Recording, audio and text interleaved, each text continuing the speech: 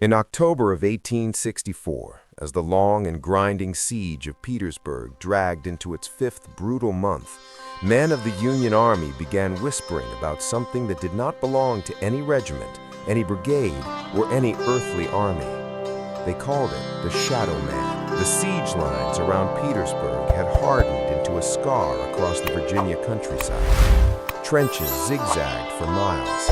Fortifications of packed earth and timber bristled with cannon. Between the opposing lines lay torn fields littered with shattered trees and shallow graves.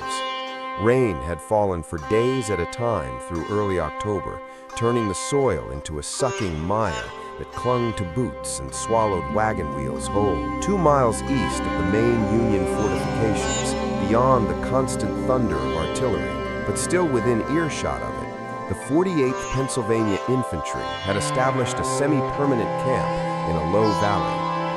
The ground sloped gently toward a narrow stream that cut through a stand of thin oak trees. 380 conical canvas tents stood in tight rows, each sheltering 4 to 6 men on straw spread thinly over damp earth. At night, temperatures dropped to near freezing. Breath hung in pale clouds. Fog rolled in from the stream and pooled between the tents until morning sun burned it away. Lanterns hung from rough wooden poles at intervals along the main paths, casting dim yellow circles of light that barely pierced the mist. The men were exhausted. Many had not slept properly in weeks. Rations had been cut again: salt pork, hardtack, beans, sometimes coffee if supply wagons arrived on time. Dysentery moved through the camp like an invisible patrol. Fever took others. Death in wartime required no explanation, but by mid-October, several soldiers began reporting something that did. The first detailed account came from Corporal Nathaniel Holbrook of Company G. He was 31 years old, a carpenter from Philadelphia before the war. Solid, practical, not prone to fanciful stories. He had survived the carnage of the Overland Campaign and the trenches of Cold Harbor. Men who knew him described him as steady and sober. On the night of October 16th, Holbrook stood sentry duty between the 4th and 5th rows of tents. His shift ran from 11 in the evening until 3 in the morning. Clouds smothered the moon. The only light came from a few struggling lanterns and the faint glow of distant artillery flashes on the horizon. At around what he estimated to be 1 o'clock in the morning, Holbrook noticed movement between the tents ahead of him. At first, he assumed it was a soldier ignoring lights-out orders. Men sometimes slipped out to relieve themselves or trade contraband tobacco. But as he focused, he realized the figure was too tall and too still. It moved slowly down the row, stopping at each tent as if listening. Holbrook called out according to regulation. "Who goes there? State your name and unit." The figure did not answer. It continued moving. Holbrook repeated the challenge louder, threatening to fire if ignored. At that, the figure stopped and turned toward him. Holbrook raised his Springfield musket, but did not aim. Regulations were clear: no firing within camp unless absolutely necessary.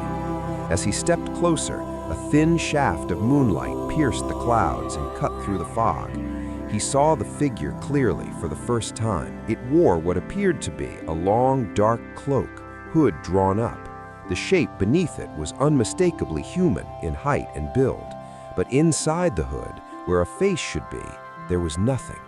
No skin, no eyes, no reflection of light, only darkness. Not shadow as cast by poor light, not the obscuring blur of fog. It was a depthless black void, as though the hood opened onto empty space. Holbrook froze. The figure did not move for several seconds. Then, without sound, without the squelch of boots in mud, it began to glide sideways between the tents. It did not walk. Its feet made no visible impression in the wet earth. Holbrook nearly fired. He later wrote in his pocket diary that he felt a pressure upon the chest as though the air had thinned, yet he could not justify shooting at something that had not advanced on him. The figure reached the end of the row and turned the corner. Holbrook rushed after it. Beyond the tents lay a small clearing before the tree line. Fog drifted low across the grass. the figure was gone. He searched the mud with his lantern. There were dozens of old footprints from earlier in the day, but none fresh leading toward the woods. It had vanished. Holbrook reported the sighting to his sergeant, who recorded it as a possible deserter or Confederate scout.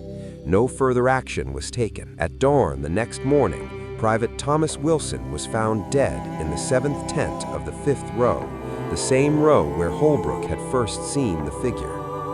Wilson was 23, healthy, no history of illness beyond the usual camp complaints. He lay on his back, blanket pulled to his chin, eyes open. The regimental surgeon, Major David Stockton, found faint bruising along both sides of Wilson's throat. Small hemorrhages marked the whites of his eyes, signs consistent with strangulation. Yet there were no defensive wounds, no overturned bedding. 5 men had slept within arm's reach of him and heard nothing. Stockton recorded the death as cardiac failure, perhaps brought on by weakness. Holbrook said nothing more publicly, but in private letters home, several soldiers wrote that something had walked the camp that night, and it had chosen its first victim. Within 48 hours, a second man would be found in identical condition, and by then, the whispers would grow louder. They would no longer speak of deserters. They would speak of the Shadow Man.